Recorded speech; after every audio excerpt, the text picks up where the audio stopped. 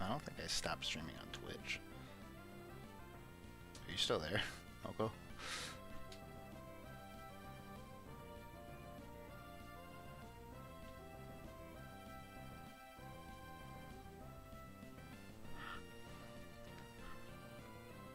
Oh, okay.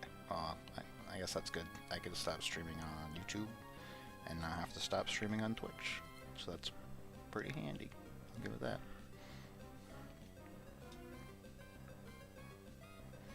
Okay. Well, it's good that everything's going pretty smoothly.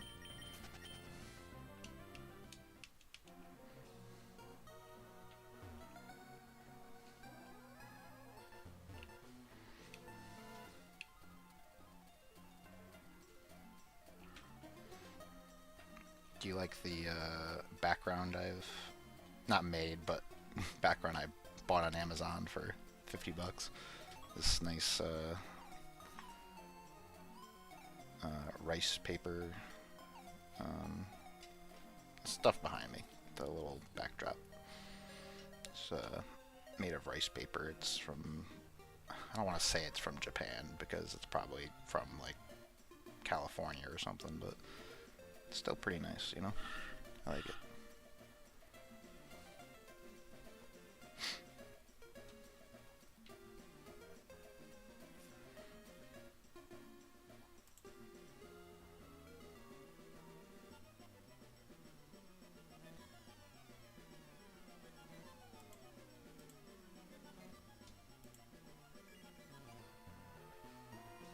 Right? Yeah. It's nice. I like it. Fits kind of, you know, the vibe I'm going for, I guess, which is nice. Chill vibe.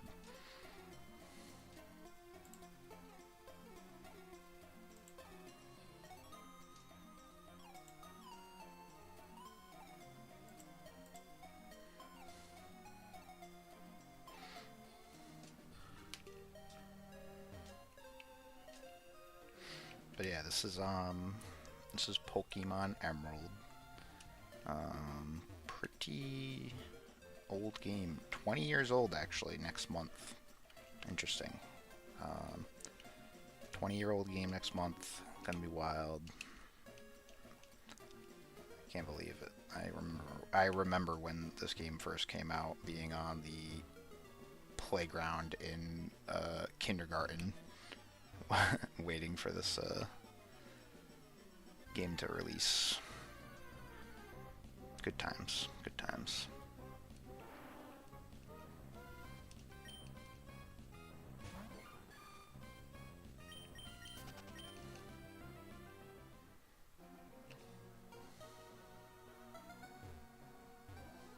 Currently,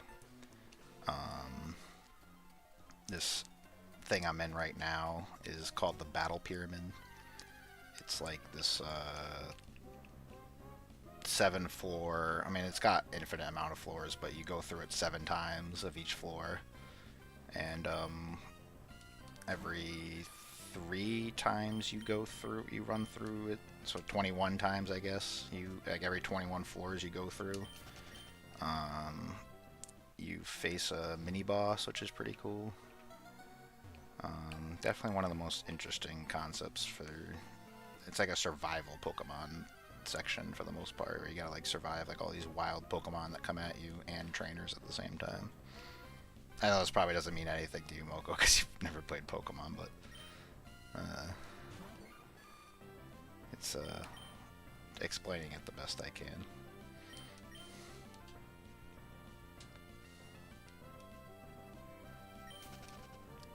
Let's see, select stream, refresh. There we go.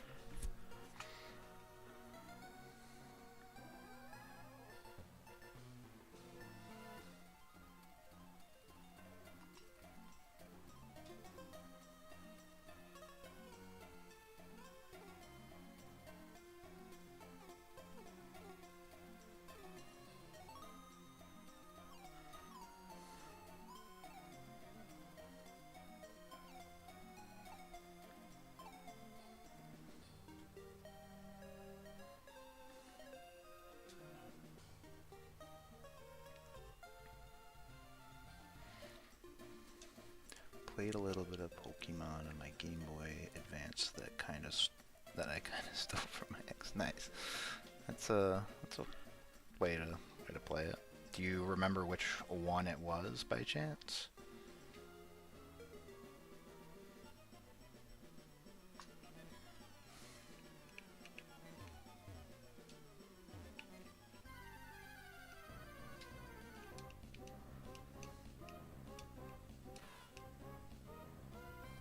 Sapphire, okay. So this is basically the same game as Sapphire.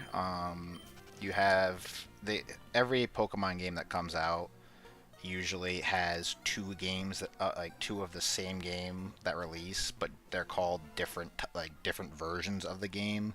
Like so for Sapphire, actually, you know what? I can just show you this Pokemon Sapphire version. And then they also have a Ruby version as well, which is like the red version. So, you know, they got like two of these like games that came out in 2003 or 2, I want to say. I don't remember. It's been a while since they last since they came out. But Emerald is like the definitive version. Like they used to release yeah, Sapphire. Okay, 2003. That's what I figured it was. Emerald. So, Sapphire, Ruby and Sapphire both came out in 2003, where Emerald came out 2 years later. I want to say, yeah, in 2005. And they have always done that. Not always, but they stopped. And like with like the later games, but they used to release 2 games at a time, and then like 1 or 2 years later they would release a definitive version of that game. Like for Ruby and Sapphire it was Emerald, which basically combines the 2 versions together, so you can find both of the legendary Pokemon that you get. Like, you know, you have Kyogre in Sapphire, which is that blue whale looking thing, and then you have Groudon, which is that red Godzilla looking monster, and this one you can catch both of them, so they kind of combine the 2 versions together to make one super good definitive version, if you will. And that's what I'm playing right now. So basically I'm playing Sapphire. Sorry for yapping too much. Let's see. Oh, that was not person I beat yet. Yeah, and let's see. I can show you a better, or give you a better idea of the perspective on how many versions of Pokemon games they have. So, let's see.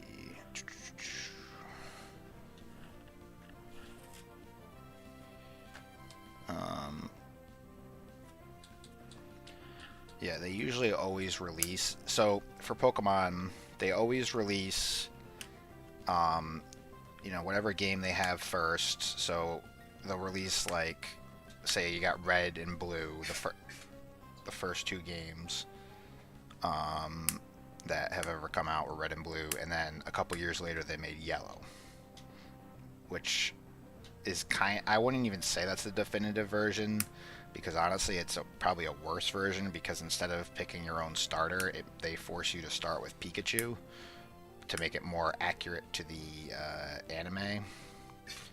But they have, you know, and so pretty much they've always started that, where they've made multiple versions of a game, like 2 versions for each game, and then they add a 3rd version, like a 3rd definitive version. And then on top of that, on top of releasing new games, they also remake the older games. Like, can you... Sorry, Lydia's dying over here. Smoking too much weed. She's just joking, apparently. Which is fair. What was I saying? Oh yeah, so They will make multiple versions of a game, and then she's good. I think you probably just choked on some water, right? Yeah, she's all right. So they always release two versions of a game, and then later on they release a definitive version. And then when the Game Boy Advance came out, they decided to start making remakes of the older games. So they remade the first two Pokemon games. I don't know why I held up four fingers when there was only two of them. They released two Pokemon games. They remade the first two Pokemon games. My goodness, I cannot speak. And that would be this one right here, Fire Red or Leaf Green, which is the remake of. Technically, it's the remake of Green version, because when it's very complicated history of how they make versions of Pokemon games. Like they got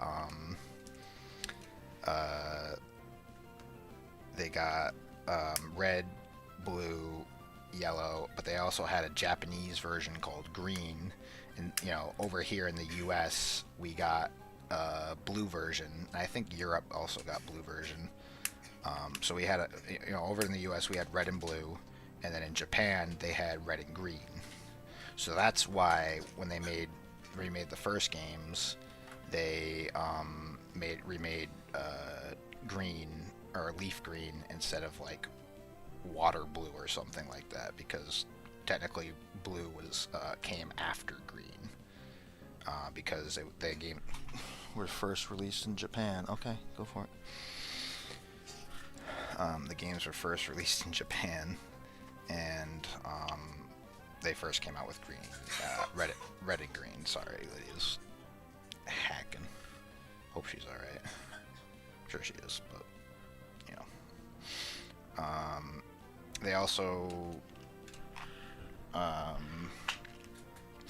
remade Gold and Silver, not on the Game Boy Advance, but the second series of games that came out were they went from red and blue, or red, blue, and yellow to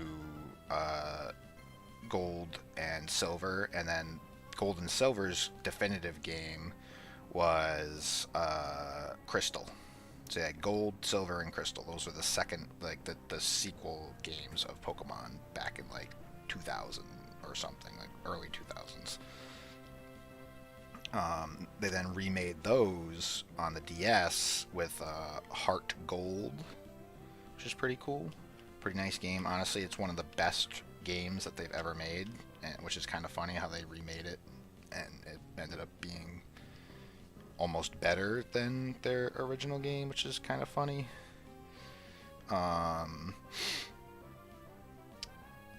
I also have another definitive game here from the DS era of games. You had Diamond and Pearl.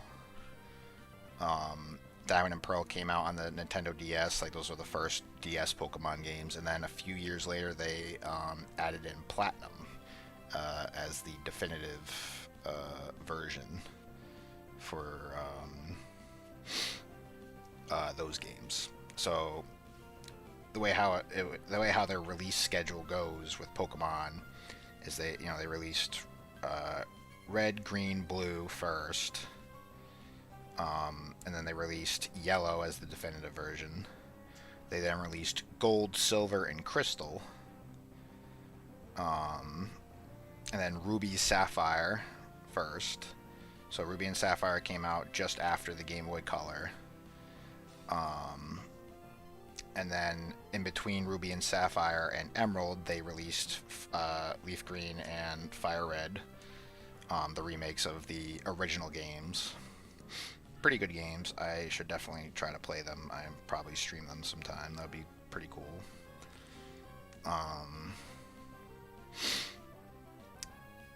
They then released Emerald, which is pretty cool, and then the DS games, Diamond and Pearl, and then Heart Gold, Soul Silver, and then Platinum.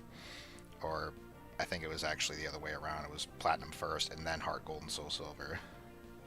And then they stopped making definitive versions of the games. Like Platinum was the last of the definitive versions, like the third version of a game. They stopped doing that, and then they started making when they made black and white, black and white for the DS. Instead of making like a definitive gray version, like, you know, Pokemon Gray version, which they could have definitely done, they instead went the route of making sequel games. So they have Pokemon Black and White 2. So they're like direct sequels to the, instead of being, they're kind of like definitive versions, but they're more so like, instead of one definitive version, they got two definitive versions. So they got you know, Black and White 2, which is pretty awesome games. Like, I will probably play those on here at some point. Hope you're still with me on this. Hope I'm not just yapping by myself, because I know I do that a lot from time to time. Yeah, I know. It's quite a lot. I can probably explain it to you much better, like at some point. Yeah, fair enough. Fair point. Yapping is good just when you do the streaming. Thank you for being here, by the way, to actually talk and chat with me.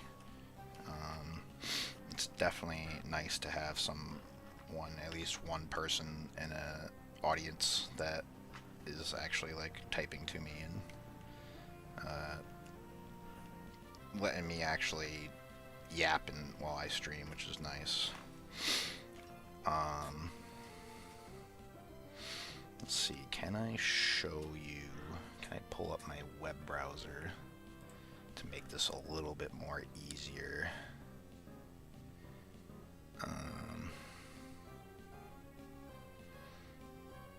Let's see.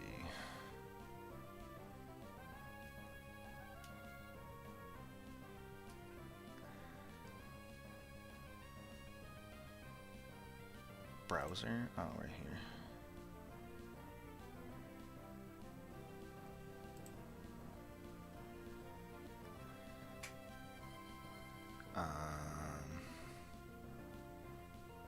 No, cancel that. Oh, it's now on my stream. Oh boy. Get rid of that. Remove browser. Yes.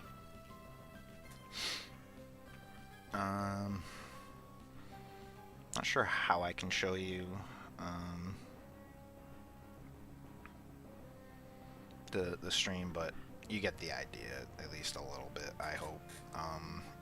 There's just a lot of Pokemon games.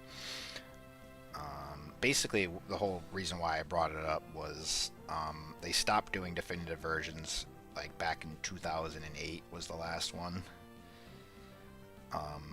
2008 was the last definitive game, and they actually, like, the next Pokemon game that comes out later on this year is actually technically gonna be a definitive game for one of the 3DS games, Pokemon X and Pokemon Y.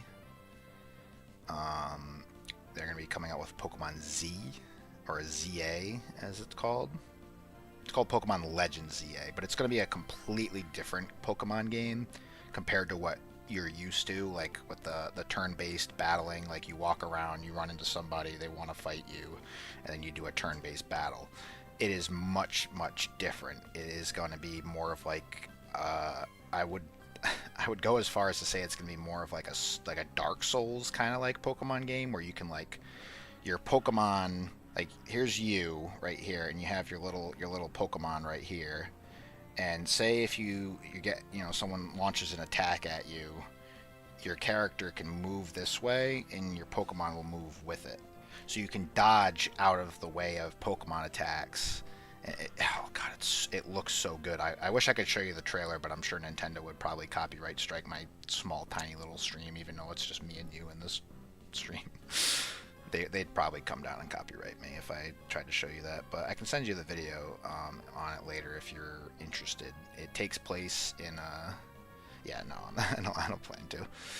It takes place actually in a place called Lumio City, which is I wouldn't even say it's loosely based off of Paris. It basically is based off of Paris or Paris or whatever, however you pronounce the proper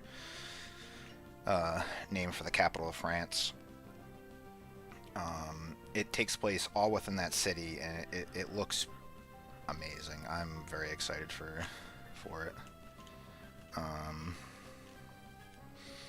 yeah, that's the history of Pokemon. Thank you for coming to my TED Talk and listening. Appreciate it. I will send it to you. I think you'll like it. It definitely is a game that here, Pokemon Legends. Yeah, I'll send you the gameplay trailer so you can actually like get a better look at it if I can even find it.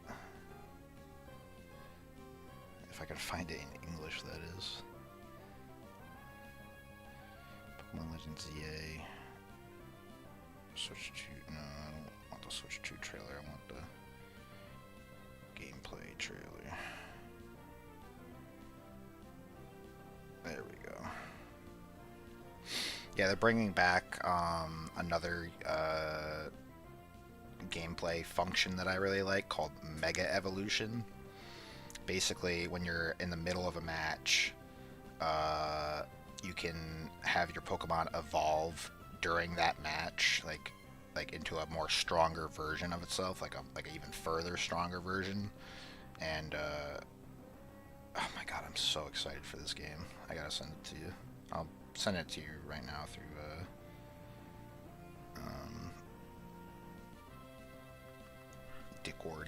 Discord. Sorry, I wasn't very polite. It is cheating, yes. Mega Evolution equal cheats.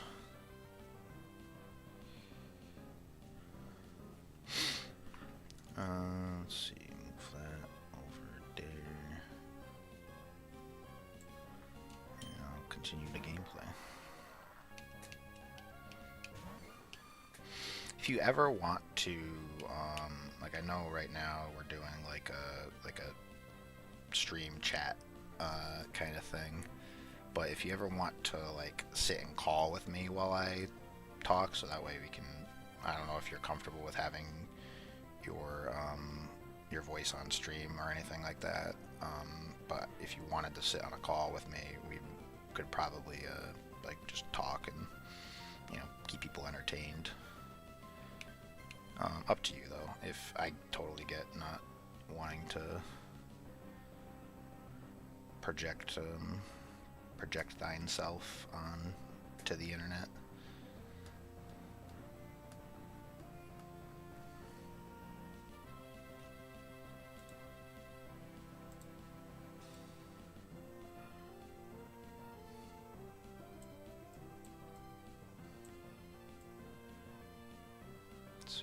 Messing around with my windows here.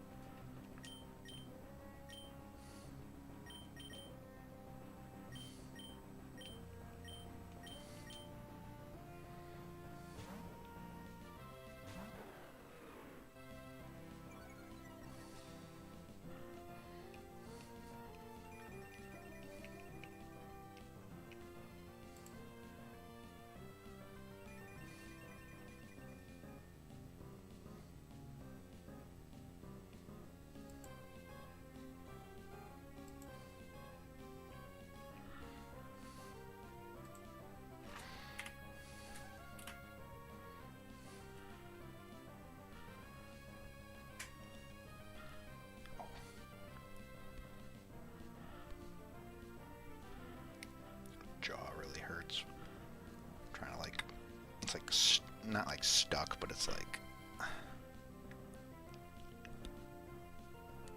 definitely feels like stiff.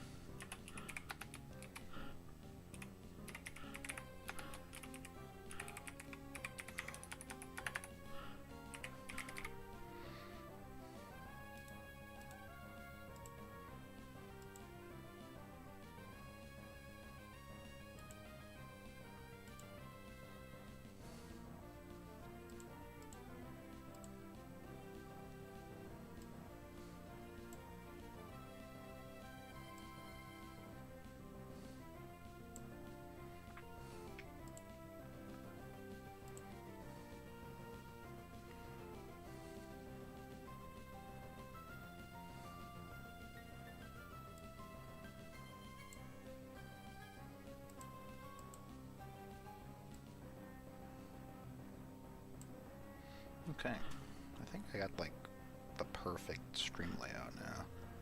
It's honestly pretty nice. Like I got both my monitors. I got like I can see my camera perfectly. I can see OBS like open. That's I can see everything. This is nice.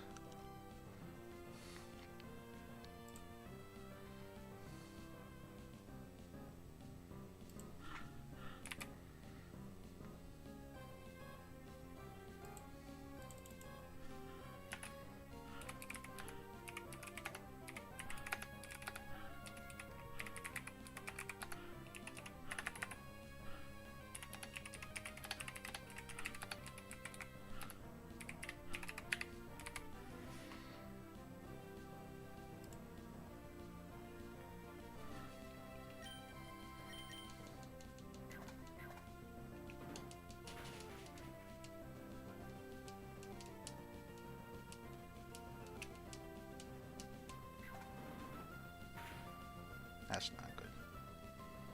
And Max Blood's gonna kill me. Yep. Saw that coming.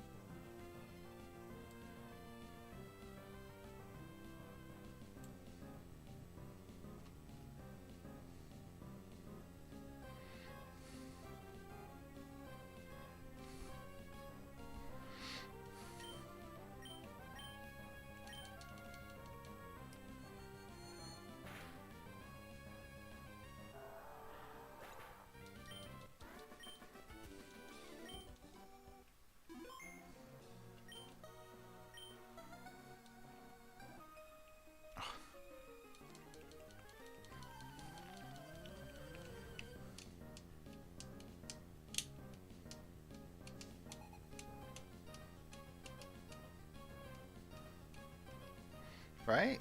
That's what I'm saying. Like I think it's completely game changing for the Pokemon series in general. Like I think it's it's looking like it's going to be have a really great story for one, which that's what Pokemon honestly has relied on is their storytelling for the longest time over. I mean, they've always obviously tried to make their gameplay like more interesting, but in terms of like yeah, it seems way more engaging.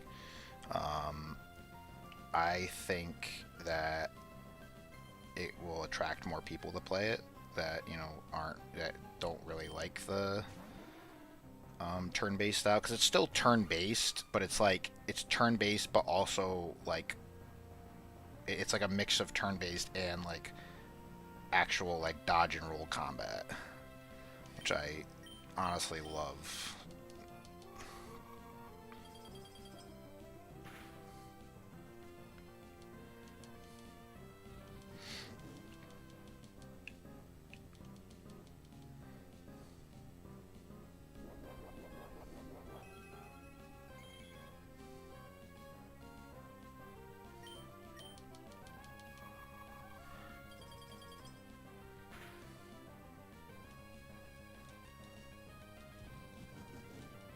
This isn't looking too good. Let's see. I got an idea though.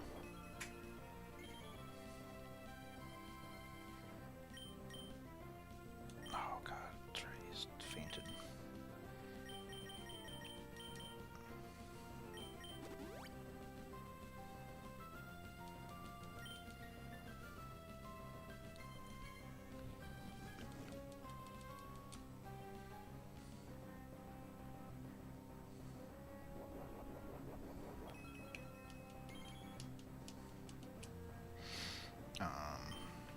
What else was I talking about? Oh yeah. It looks like a genuinely really good game, and I think when that game does come out, I will be streaming that if things go well.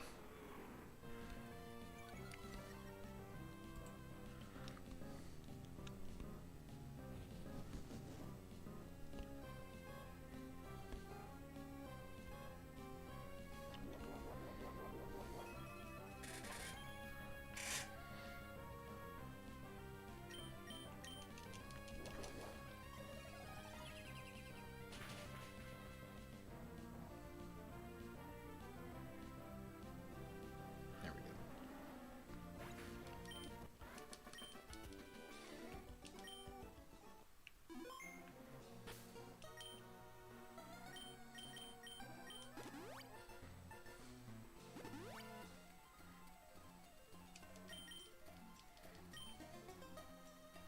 There's the exit. So, whenever you get on a floor of the whole part of this facility that I'm doing, I can show you when I get out of here. But there's multiple different facilities, and you know, basically you just gotta find these blue squares, and you gotta go through 7 floors of these like mazes with like a little like circle there that you can only see so much, and you have to find these little circles, which are your exits. And once you exit out, you get to this top of the pyramid here, and you get this really nice visual, which is pretty nice for the Game Boy Advance, honestly. And you get to sit at the top of a pyramid, and you are known as the conqueror of the pyramid. You've won for 7 floors at least.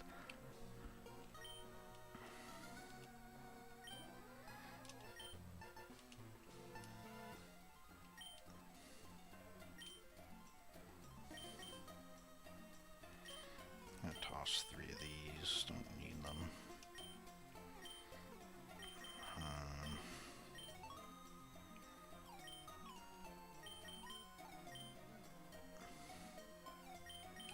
And the held items you want to take, and take. Bag is full. Nice. Okay.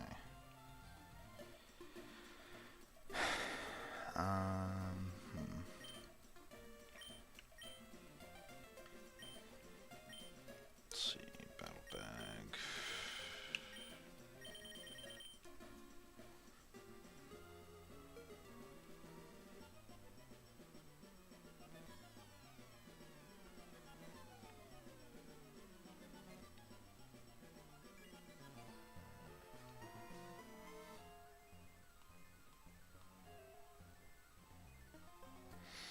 Oh, that's cool. Spider, our good friend, put me into the streamer category on his Discord channel, so now when I launch my stream, it pops up, and there I am. That was really nice of him. I didn't notice that he did that for me.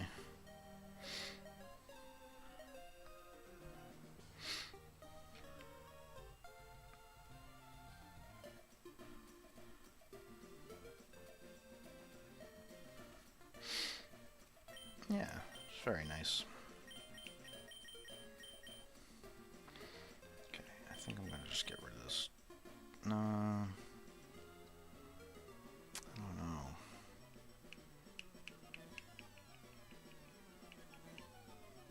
Because the cherry berries are useful, but also, I guess I'll just toss it.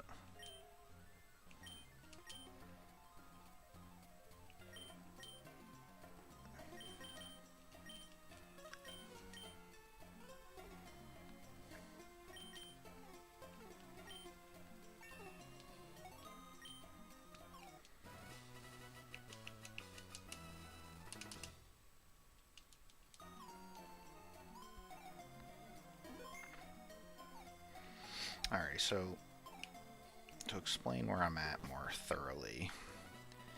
So they didn't have this area that I'm currently in Ruby and Sapphire. This is an Emerald exclusive area, which is why I love the definitive versions of Pokemon games, because they usually add something in it to make it like add more replayability, or add whatever extra mechanics that they like to add. It basically tries to make it to keep you playing the game after you've beaten the story.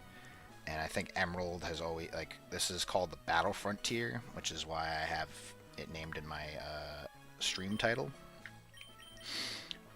Battle Frontier is this big map that has a bunch of different buildings here. Like, as you can see, you got, I was just at the Battle Pyramid. You have the Battle Pike, the Battle Factory, the Battle Arena, the Battle Palace, Battle Dome, and the Battle Tower. And they all have their own gimmick in each facility. The Battle Pyramid, the one that I was just in, is, like I said, it's a bunch of floors that you have to go up through the pyramid. You have to find the exit, and you have to fight a bunch of wild and trained trainer Pokemon along the way to get to the top. Once you reach the 7th floor, or once you get through the 7th floor, I should say, you get to the very top of the pyramid. And the reason why I say top with quotations is you can go on forever. The Battle Pyramid is as you can see, I've cleared, my current is 28 floors, and my record is 28 floors. So I've cleared 7 floors 4 times. So I've gone through it 7 times. I've gone through 7 floors 4 different times on 4 different occasions, which has me at 28 floors. So every floor I go into, like the next floor, the next 7 I'd have to go through, you know, it'd bring me up to 35. Like, that would be my record when I leave when I beat those 7 floors.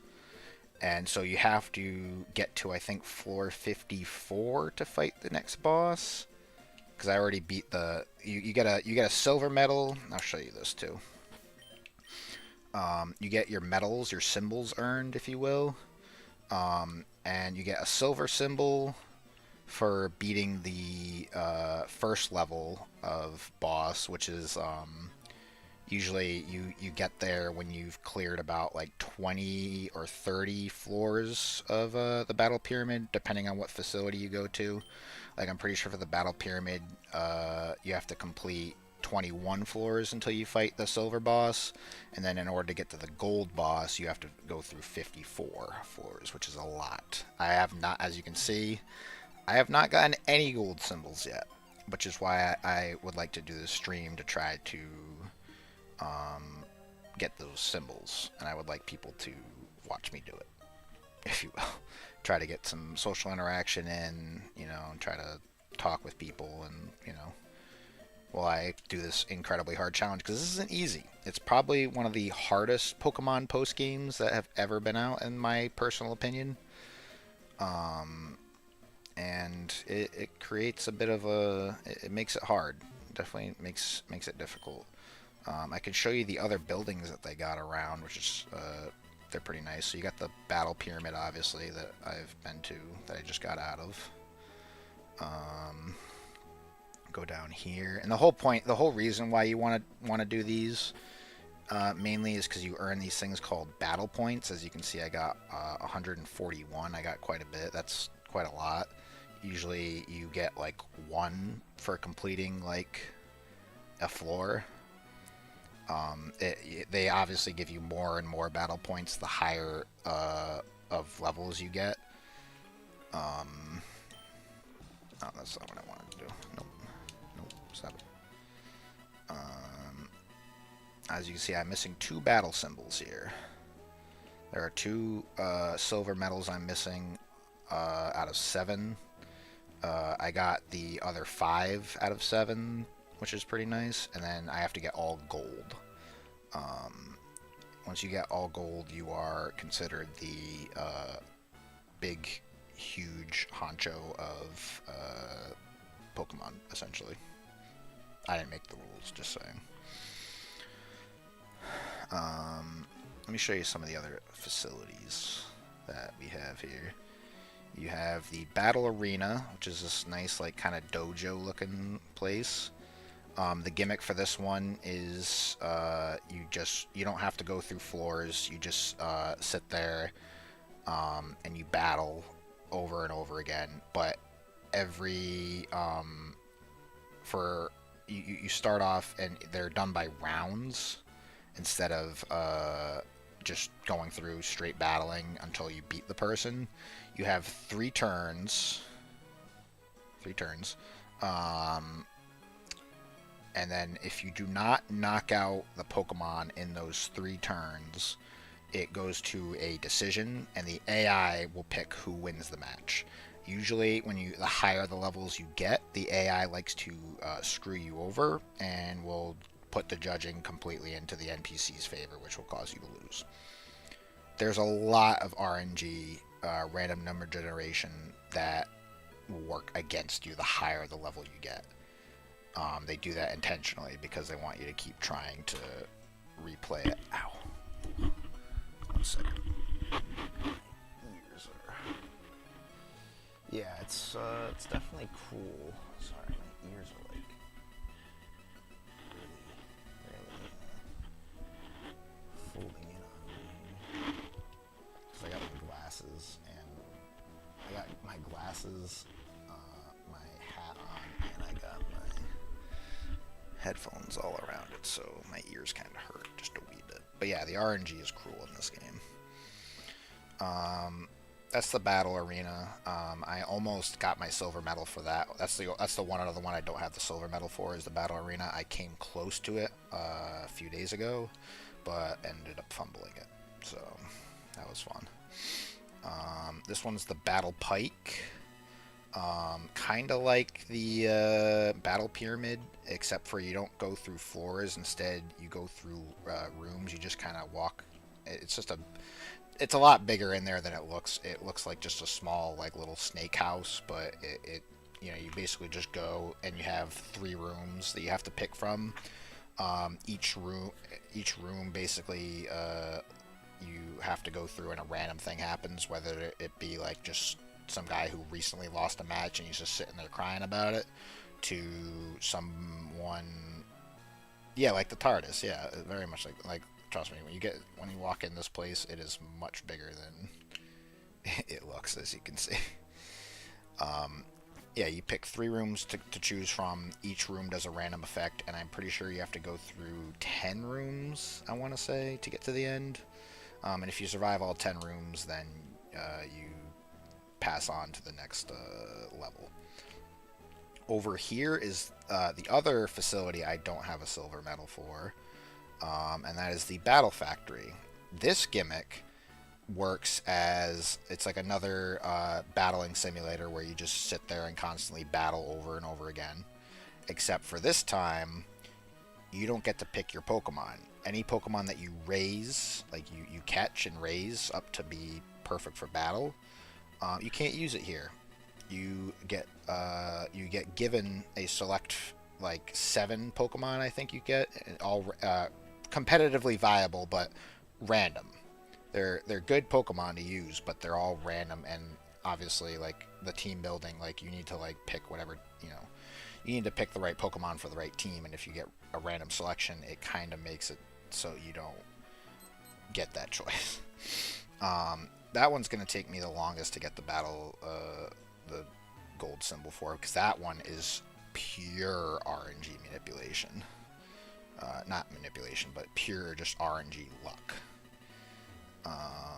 This area over here is the Battle Dome. This gimmick for this one, it's another battling simulator, so it's just constant battling over and over again. There's no like walking around. Like there's only two facilities that you walk around in. That would be the Battle Pyramid and the Battle Pike. Most of the time, it's just you sit there and you just do turn-based battles over and over again. This one is fairly generic. It's kind of like the Battle Tower in a way, where it's just straight like battling over and over again until you win. This one, except for the part that you get to see your opponent's team first before you battle them. And you get to pick what Pokemon you bring in, and you only get 2 Pokemon instead of the 3 that you usually get. But you get to pick 2 of 3 Pokemon to use in that battle, and you basically try to survive that way by just basically learning your opponent's strategy before facing them. And then I believe, no, this is not the last one. This is the Battle Tower. This is the most generic one that they have, the most generic facility that they got. It's actually in Ruby and Sapphire, fun fact, the Battle Tower. Looks different and acts much differently than the one in this game. But they have it, and they have the Battle Tower in, I'm pretty sure, every single game except for the most recent one that came out. It's been in the game forever, and it's been a constant staple in the games for a while. Honestly, one of my favorite facilities to do because of how simple it is. This one is which one is this? Battle Palace. This one is an interesting one. The Battle Palace kind of works as like a so every Pokemon has a personality nature, or I guess I wouldn't call it a personality trait, but they're called nature. Like it's general nature of the Pokemon. For instance, this Blissey has a calm nature, so it's generally like its personality is mostly calm. But the natures do something competitively as well. For instance, I don't know what calm nature does off the top of my head. All I know is that I'm pretty sure it raises, it'll basically raise one of these stats here and lower another stat. So when you have a Pokemon, let's see, we'll use Starmie for instance with a timid nature. I know what timid is, so what timid nature does is it makes your Starmie, makes your Pokemon faster. Like it raises up its speed, but lowers its attack. So as you can see, its attack is lower than its special attack, which the difference between attack and special attack. Attack is more of like a physical attack, like a punch or a kick, or like anything that's like physical. Or a special attack would be like a lightning bolt or a shadow ball, or using a flamethrower, a move where you breathe fire at somebody. You know, like a specialized attack that not humans or you or I could do. You know what I mean? Like, in this game though, what makes a special attack an attack, they don't. I know it's a lot of information, and I know it can be a little bit confusing, but just bear with me. I will try to explain this as best as I can. So it's the typing or the types in this game. Like, so this is Starmie is a water psychic type, right? In this specific version, they didn't start splitting up the moves. Basically, they did special attack and attack depending on what type it is, in this game. So to make it more confusing, they it's old Pokemon. They didn't adjust it, to be what's it called? They didn't really adjust it to be um, to make sense, if you will, for the older games. For instance, a move like let's see. So Thunderbolt, special attack. It's a electrical current that comes in and strikes your opponent. That would make it a special attack because it's mainly it's not like a punch. It's not a physical move. It's more of like a surge of energy coming at you, rather than like a punch or a kick or something physical. But the move Thunder Punch, in every other game, every other Pokemon game except for the Game Boy Advance and Game Boy games, every other Pokemon game after these games, Thunder Punch is a physical electric move. It's a punch, but it's also it's an electrical charged punch. So in the DS games, I'm pretty sure is when they started doing it, was they made Thunder Punch a physical electric move. Not in this game. In this game, if it's an electric type move, it's a special attack move. They don't split it up. So Thunder Punch is actually a special attack move, where in the older games it's a physical move. And the problem with that is only physical Pokemon, like physically attacking Pokemon that have a high physical attack stat, can really use Thunder Punch. I mean, not all of them. Like, there are some Pokemon like Gengar that can use Thunder Punch, and Gengar is a special attacker, so it actually works out. But moves, Pokemon like Slacking, for instance, very high physical attack, as you can see, 419, and a low special attack. It can learn Thunder Punch, but it wouldn't benefit from it because Thunder Punch is a special attack move. Does that make any sense? Are you following here by chance, or should I maybe talk about something else? It's up to you. I don't want to keep yapping and boring you. I would like to make this somewhat interesting yeah. So basically, the whole point of me talking about this is oh yeah, because I was talking about the Battle Palace. It goes by your nature. It makes it so your Pokemon's nature will affect the way the battle goes. So since the Starmie is timid, it will still be a fast special attacker. Like it'll still have the same stats. Where it's like really fast, like 361 speed and 299 special attack. That's really good.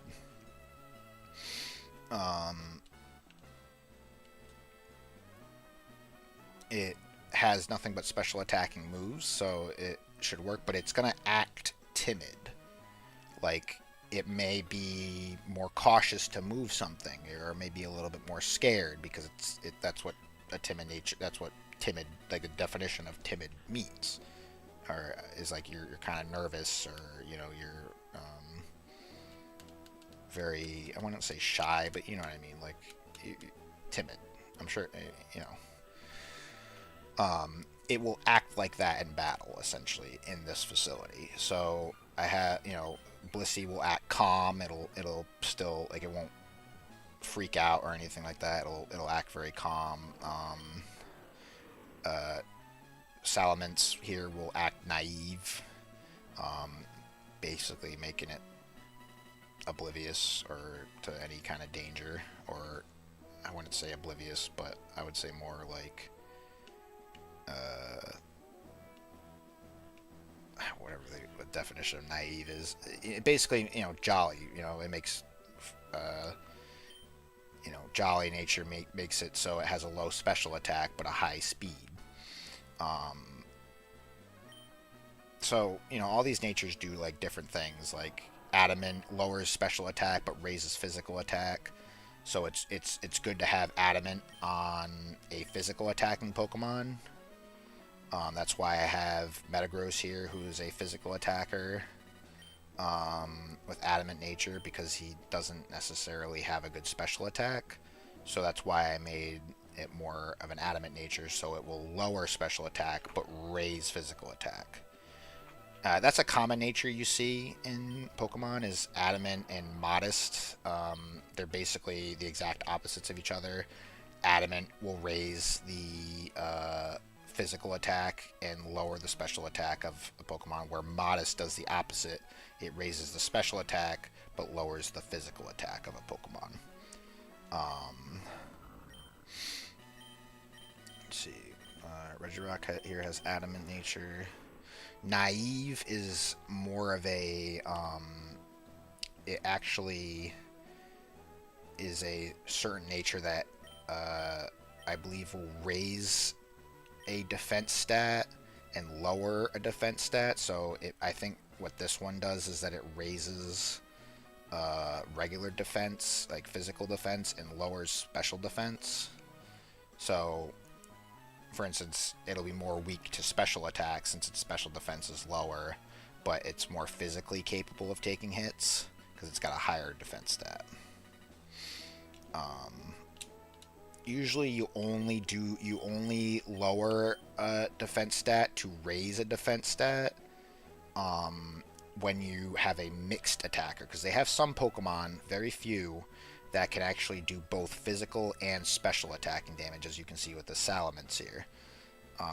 Salamence has high 318 special attack and a 306 regular attack, which, yes, the special attack is higher than the regular attack, but they're not too far off from each other to the point where it'll make its physical attack completely useless, if that makes any sense.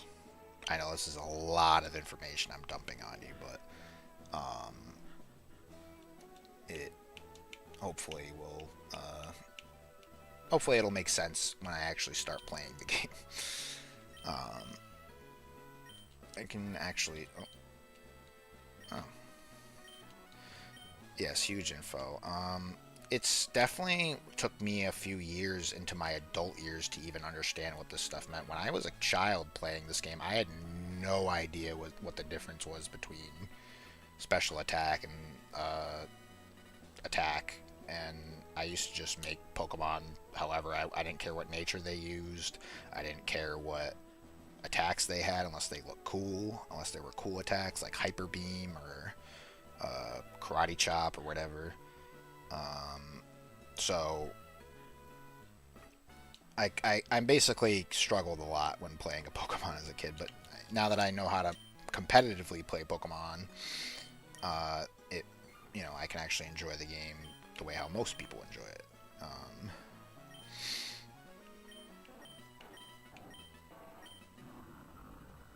Yeah. So I will let you choose here, Moko. I know I just brought up a bunch of stuff about like each individual facility, but I will let you choose what facility I go to. So we got the Battle Tower, which is the most basic generic one, where you just go through and you just mindlessly battle until you get to, I think 54 is the gold star for that one.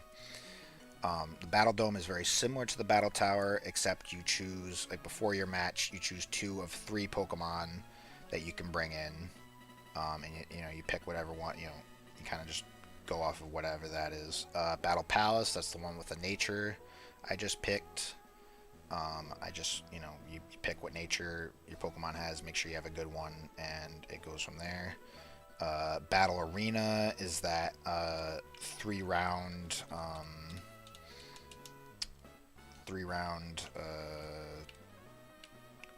match where it will go to a judge's scorecard once you do 3 moves. Usually that's the one that will fuck you over with more RNG bullshit. Battle Factory is the one where you pick random Pokemon to be on your team that you are given at the start. That one's pretty interesting to do. Battle Pike is the one where you go through and you pick 3 different random rooms, and each random room will give a certain effect. Or the Battle Pyramid, which I just did one room of. That's the one where you go through 7 different floors and you try to find the exit for each floor. So out of all of these, which one would you like me to pick?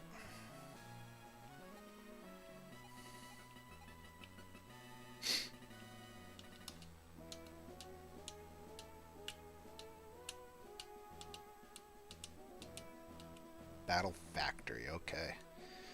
Interesting. I'm down for it, trust me. I'm down. I haven't done Battle Factory in a good while. But give me a challenge. I like it. I'll take the challenge and I'll run with it. I know it's getting pretty late for you, so we don't have to necessarily do a whole like thing of it, but I'll at least show you what it's like, and you know, we can probably just end the stream and try it maybe another time if you'd be interested in doing this again sometime. Because I definitely like this. This is fun. As you can see, my record win streak for this is not too great. 15, not a lot. Ow.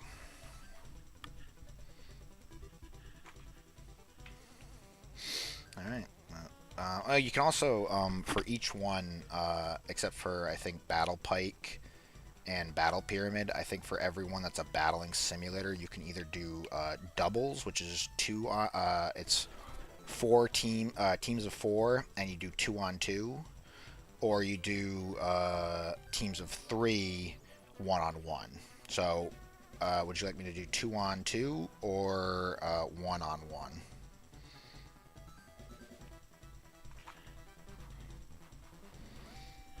I will say the 2-on-2 definitely makes it I wouldn't say it makes it harder, but it makes, you know, it gives you more options for Pokemon and more options to mess up. 2v2, okay, I figured.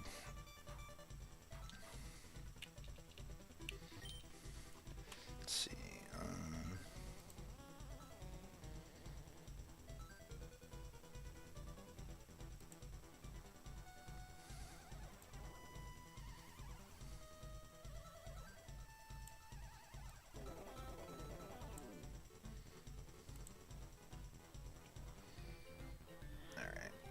So here we go.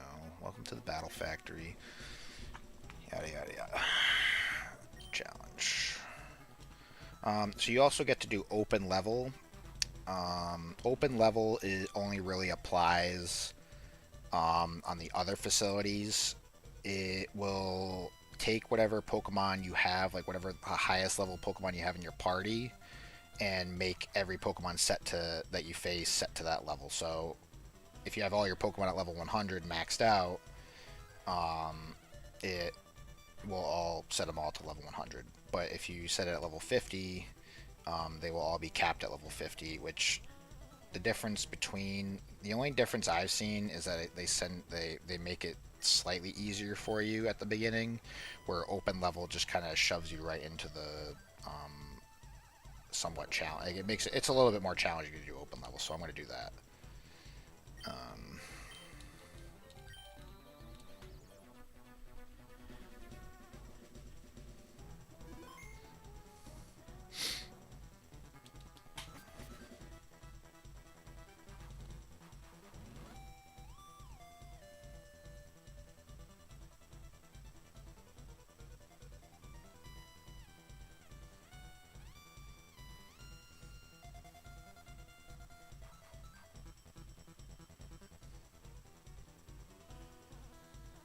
Sorry, I was just texting some friends I was going to be playing Repo with later. One thing that they will say is that like this guy, like you'll be put into this room before every match, and it'll say, "Oh, this person is specialized with water type," or this person specializes with rock or grass type. Sometimes they don't always specialize with a certain type, and they will actually be well rounded, which is the ones you got to watch out for because they will usually mess you up. And then they will also tell you what their battling style is. So, it'll say the favorite battling style appears to be high risk, high return. So, what that means could mean a few things. It could mean they like to be very bold with their choices of battling, and they like to make high risk, high reward kind of scenario. So these are the Pokemon I get to choose from. We got Umbreon, Ampharos, Exploud, Altaria, Ninetales, and Kangaskhan. So I can pick four Pokemon. I'll let you pick them if you want. Actually, you probably don't even know most of these people, so I will probably. I'll let you pick another time, just so we can get through this fairly quickly. You can also check the summary of each Pokemon. It tells you their nature. So Impish, I believe, makes him. I believe Impish lowers. Yeah, it's okay. I didn't think you would, so I just figured I would choose. Impish makes it lower special attack, I want to say, and raises defense. So Exploud's pretty good to have. So is Altaria with a docile. So they have some natures that don't do anything, that won't raise or lower an attack, which sound pretty good, but in competitiveness they are not as good. And docile is one of the natures, it just doesn't do anything, so it's like, I mean, neutral natures are good on certain Pokemon, but they're not great to have on certain Pokemon. There's Modest, so that one is lowers special attack and raises attack. This actually, Ninetales is pretty decent. I might actually take her with me. Take her, yeah. Female Ninetales, Kangaskhan. Adamant Nature, that's good to have on it. I think I'll start with Kangaskhan. Ninetales. So the first two you pick are the first ones you start with. So it'll always send out Kangaskhan and Ninetales first. And then I think I'll have... Actually, you know what I'm going to do? I'm going to take Ninetales out for the second slot and put Umbreon in. And then put Ninetales in. Oh. Okay, maybe I explained that wrong. I guess you don't pick 4 Pokemon. You only pick 3. I don't know why. I think that might be older games that they do that, but nonetheless, it's fine. I can deal with this. So you always end up in this room, and an NPC comes out, says a random ass line like, "If I win, can you have a if I win, you can have a sweet kiss." It's just random lines that they, the computer comes up with, and you basically just sit in this room for seven trainers a piece. 7 people will come in, you battle all 7 people, and then you get out of the training course.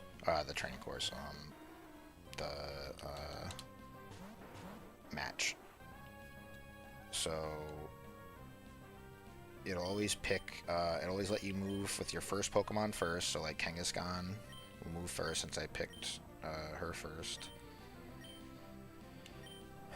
I'll fake out the Vaporeon, and I will do double team on Umbreon to Baton Pass into it.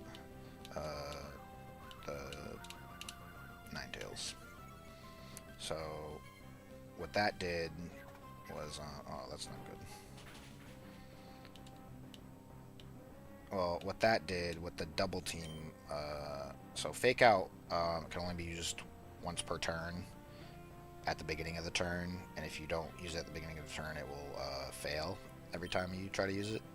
So it's a good way to get like cheap shot damage in on a Pokemon where you'll always move first, like Fake Out always goes first, and it always causes the Pokemon that you use it on to flinch. So I hit Vaporeon with it with a Fake Out, and it made it so Vaporeon couldn't move that round, and it did some damage to her.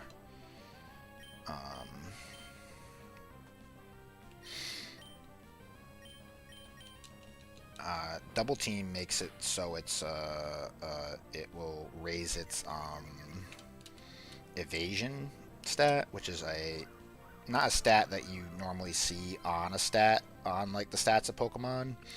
Evasion is what's known as I don't know if it's called a battle stat, but I call it a battle stat because it really only gets affected in the middle of battle. Like for instance, that Quagsire just hit me with Sand Attack, which will lower a Pokemon's accuracy. So Evasion is the one you want to raise on your own Pokemon, and accuracy is the one you don't want to lose on your Pokemon. Because if you lose accuracy, it will make certain moves miss. Like 100% accurate moves will, I believe, go from 100% accurate to I think like 95 or 90% accurate, and then the more you get hit with Sand Attack, the lower that number goes. So I have to try to take out that Quagsire before it makes it so my Kangaskhan can't hit for shit.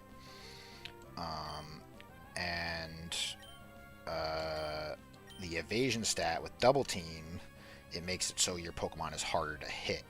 So what I'm going to try to do is I'm going to try to Double Team up till I get maximum amount of evasion, which is 6 stages. So I have to hit this move 6 times in order to get to maximum evasion.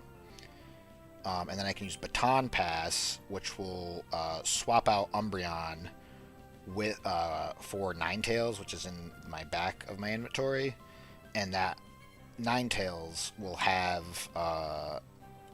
then have 6 levels of evasion, because Baton Pass basically gives the stat changes that you give to whatever Pokemon that has Baton Passes, lets you give those stat changes to whoever you switch out to.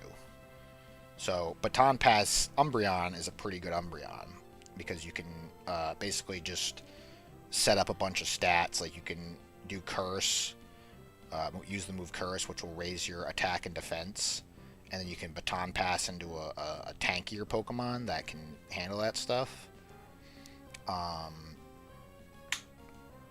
Baton Pass it's good if you can set it up. Mainly, a lot of people use Double Team with Baton Pass because evasion is a good stat to raise up because it makes you very hard to hit.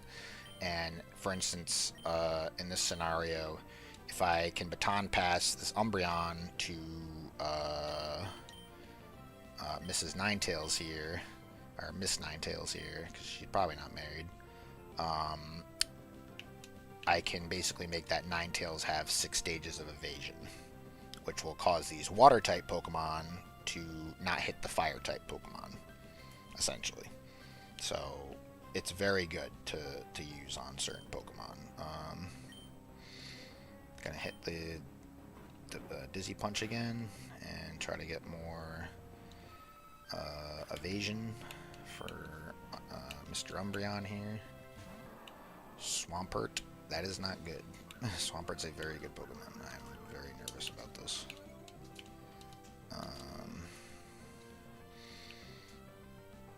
But we're in pretty good so far. I'm going to try with another Double Team. Keep attacking with Kangaskhan. Try to get some evasion here and hopefully be able to not get hit. Send me with another Mud Slap, which will lower my accuracy down even further, so it will make my moves on Kangaskhan hit less. I'm going to keep going for that evasion stat, because might as well. Umbreon can't really do much else besides confuse and all that stuff, which is not bad, but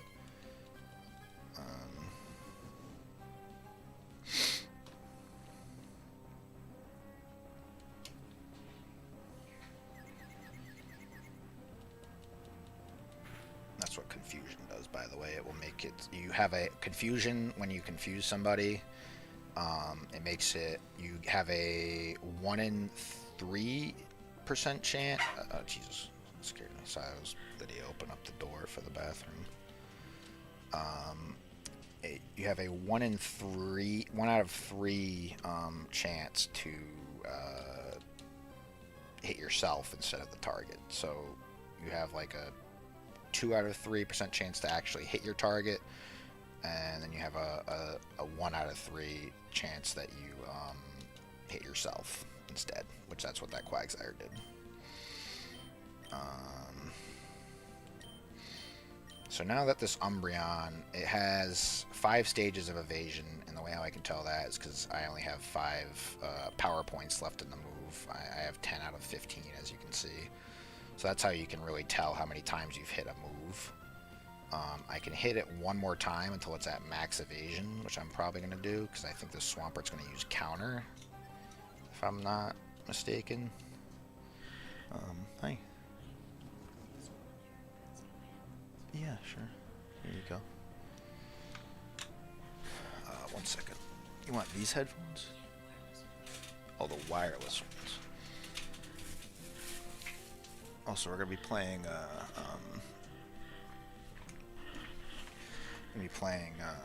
Repo at 7. Yeah, probably soon. Sooner rather than later.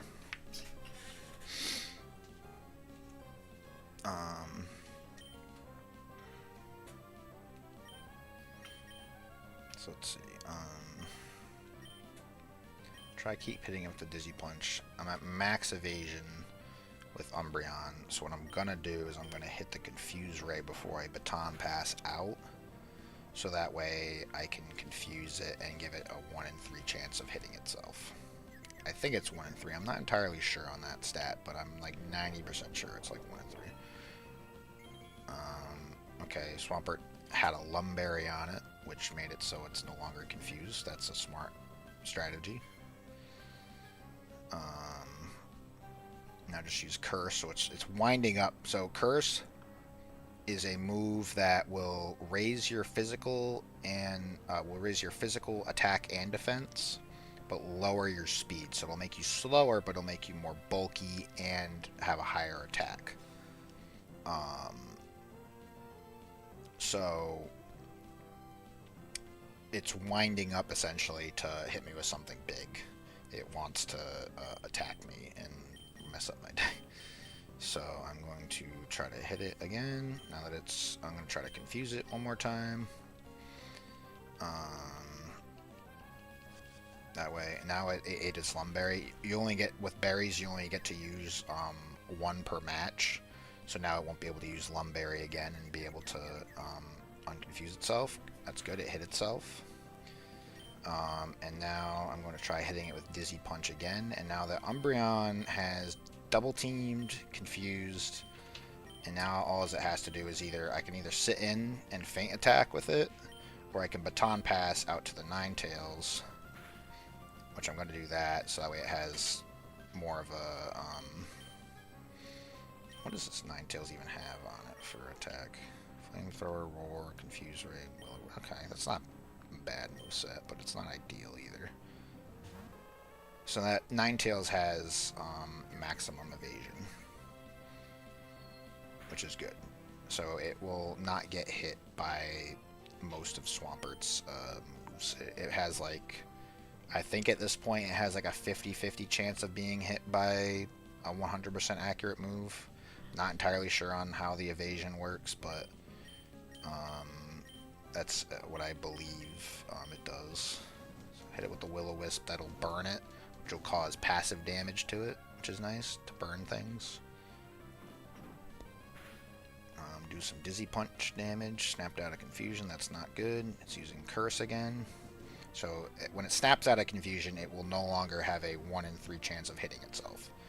So I can actually confuse it again with this Ninetales here, though, if I want to.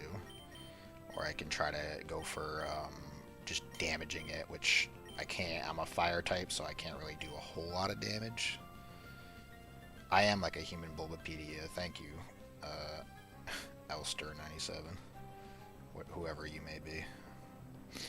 Definitely, I've never seen that username once in my life. How long have you been here for? How long have you been watching this stream?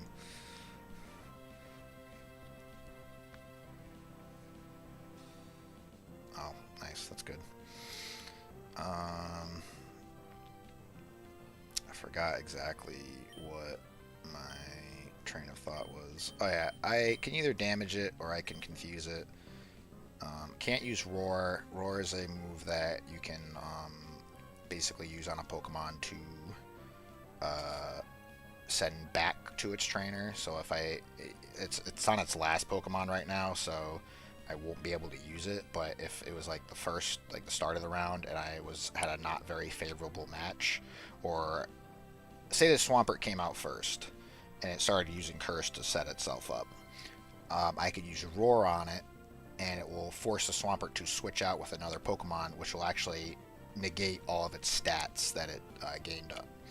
So it's a good way to stop Pokemon from winding up to attack you, essentially.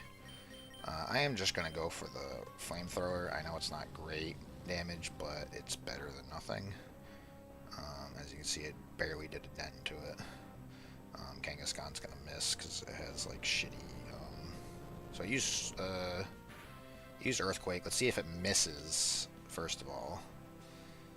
Oh shit. Yep, see, Ninetales avoided the attack, so that's good. It missed.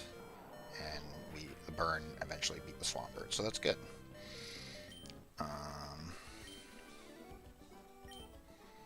Really good to see.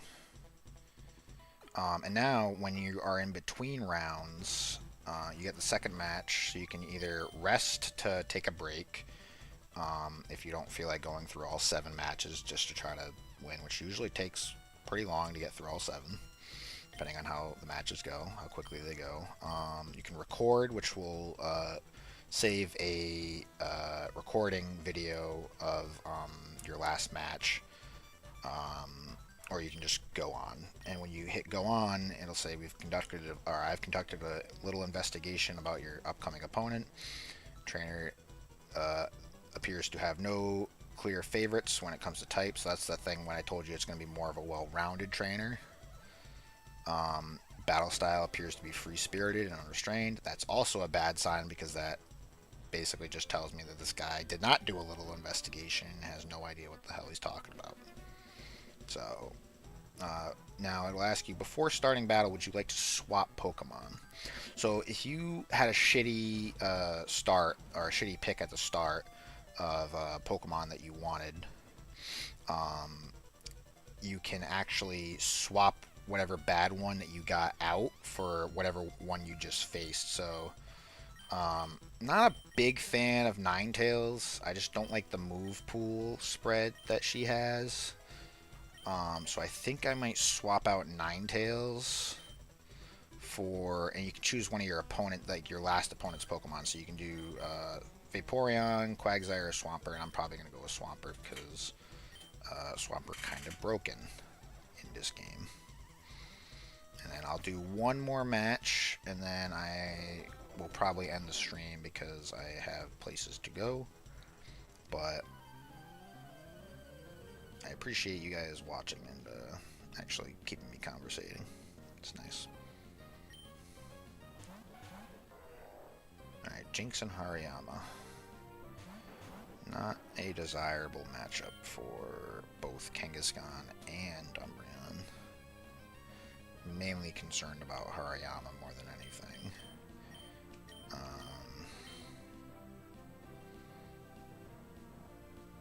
Fuck it, I'll just do my strategy last time.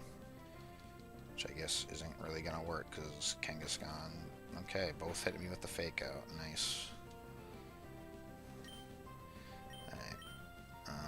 I guess I can't use Fake Out anymore because they both used it on both of my Pokemon, so can't use Fake Out. I suppose I shall hit it with... I can either hit it with a Dizzy Punch, or I can try for counter if any of these Pokemon, like if Jinx or Hariyama hit Kangaskhan. then it and it survives. If Kangaskhan can survive this hit, it will counter back at whatever Pokemon that hit it with a much stronger attack. And usually, if it's like a pretty, like if it's like if you get hit for like most of your health, but you don't like go down and you use counter, it will most likely one-shot kill whoever attacked you. Counter is kind of broken in this game, so I think I'm just going to settle with Dizzy Punch and try to confuse that Hariyama and try to double team on these guys. Geez. Oh, great, cool, that's awesome. But guess what? Oh, no, I guess there's no synchronize in the Umbreon then. That's not good, essentially, Moko, because being frozen is the worst status effect you could probably have in this game, because you have I think unlike other statuses that will eventually wear off, like you have, I think 5 different statuses in the game. You have frozen has no it basically you can be frozen an entire match. You have a 1 in 5 chance of thawing out, I'm pretty sure is the statistic. You have a 1 in 5 chance of thawing out, and if you basically don't get it through that entire time, you can either get knocked out or be frozen for the entire match. You have paralysis, which I'm pretty sure is very similar to confusion, where paralysis I'm pretty sure has a 1 in 3 chance of just making it so you can't move. It basically works the same way as confusion, but it's permanent for the whole match unless you have a berry that takes it out, or it's basically just permanent for the whole match unless you have a berry that stops paralysis. The only difference between that and confusion is that confusion eventually wears off, and when you can't move, it hurts you. Paralysis doesn't wear off, but when you can't move, you just can't move. It doesn't hurt you. Sleeping, you have sleep, which I'm pretty sure has you are asleep from 1 to 3 turns, I think it is. Like, I'm pretty sure you sleep for 1 whole turn. I've actually no, I think I've seen it where I've woken up at like right after being asleep. I'm pretty sure. I'm not entirely sure on that though.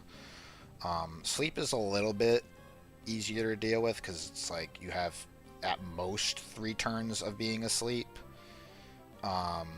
Poison is another. Poison and burn basically do the same thing, except poison actually will damage you outside of battle, like when you're walking around, where burn just damages you while you're in battle. So if you're walking around, it's better to have a burn on you than a poison.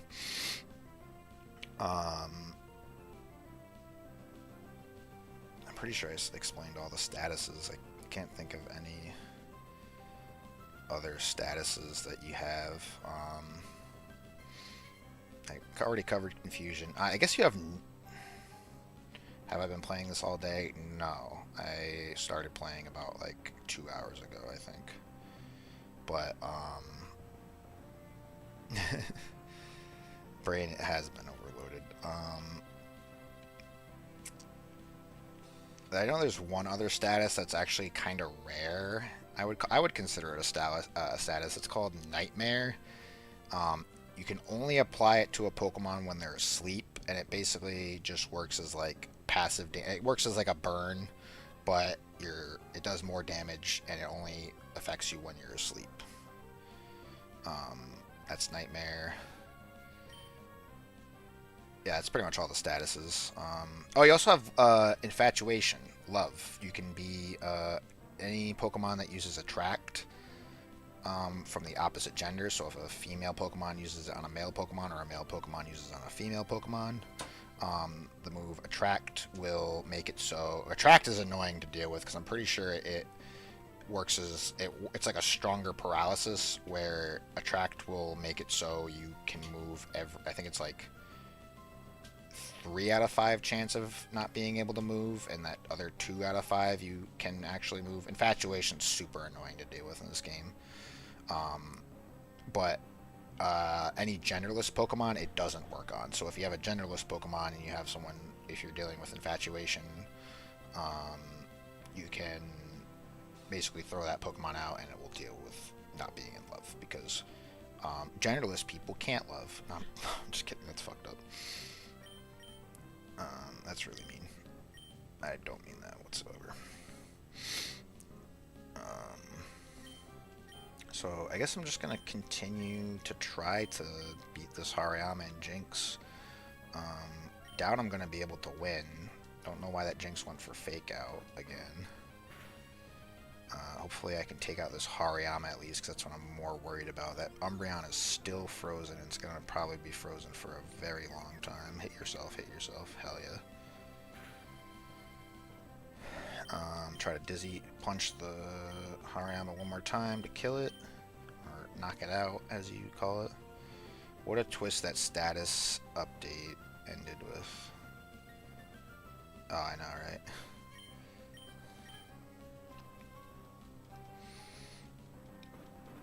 Take out the Hariyama.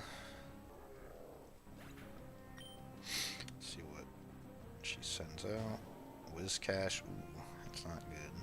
Whiscash is a pretty good Pokemon. Good typing.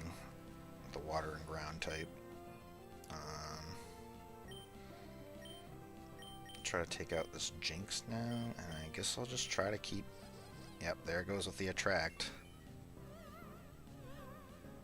There it is. Umbreon fell in love. Dizzy Punch.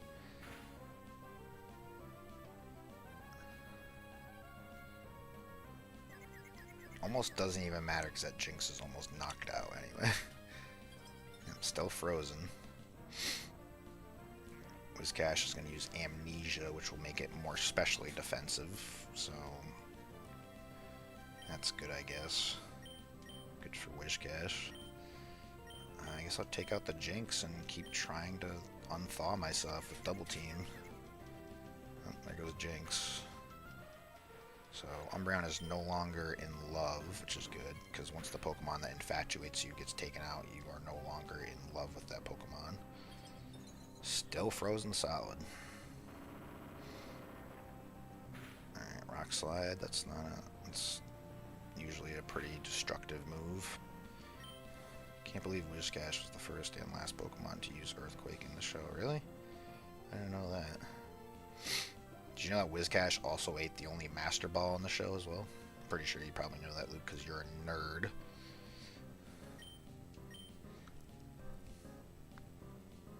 Oh, makes sense.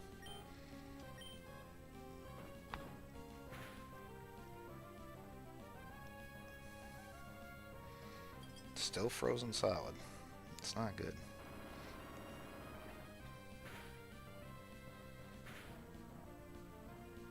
But I think this Whiscash is gonna probably be done here anyway. Like I told you, you can be frozen the entire rest of the match if you get frozen, which is why Frozen's broken in this game.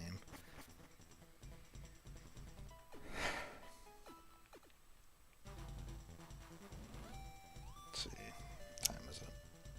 Okay. I think I'm gonna hit the rest right here. Save the game. I might be streaming a little bit later. I know you'll be asleep, Moko, but you know, I appreciate you coming by and helping me test this stream out. You too, Elster97, the other person in the chat.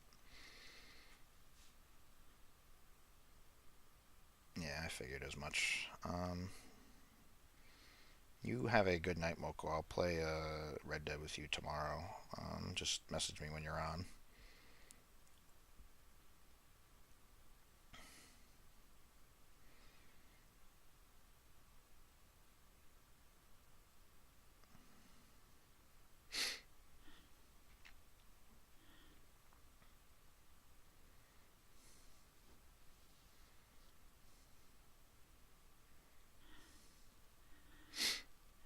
Okay.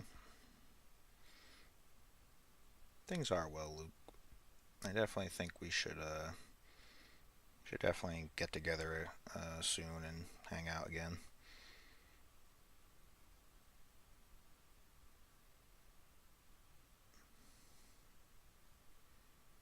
Pixelmon, yeah, okay. Maybe we can do a multiplayer world and try to play sometime if you're interested. Because I haven't played Pixelmon since like high school. Yeah, let me know when you're free.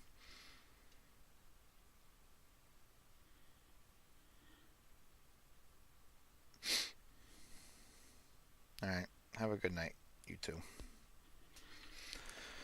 End the stream right here. Let's see. All right, bye.